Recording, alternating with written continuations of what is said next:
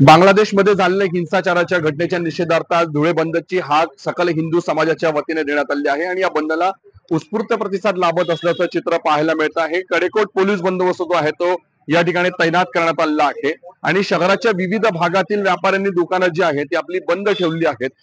सध्या मी शहरातील पाचकंदील भागात आहे आणि या ठिकाणी मोठ्या प्रमाणावरती व्यापाऱ्यांची दुकानं जी आहेत ती सकाळपासून उघडलेली असतात। नागरिकांची गर्दी मोठ्या प्रमाणात या ठिकाणी पाहायला मिळत असते। मात्र आज या ठिकाणी या बंदला जो प्रतिसाद मिळतोय त्यामुळे शुकशुकाट या ठिकाणी पसरण्याचं चित्र पाहायला मिळत आहे।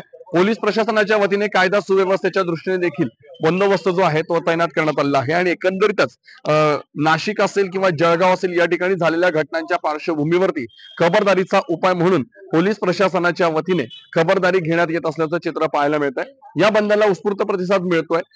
त्यासोबतच रिक्षा चालक मालक संघटनांनी देखील रिक्षा रस्त्यावर न उतरण्याचा निर्णय घेतलाय। कृषी उत्पन्न बाजार समिती देखील आज बंद ठेवण्यात आलेली आहे आणि त्याच्यामुळे एकंदरीतच सर्वच आस्थापना आज काही प्रमाणात बंद असतील, त्याच्यामुळे या बंदला उत्स्फूर्त प्रतिसाद मिळतोय। त्याच्यामुळे आता 11 वाजता साधारणतः सकल हिंदू समाजाच्या वतीने शहरातील झाशी राणी पुतळ्यापासून मोर्चाला सुरुवात होईल।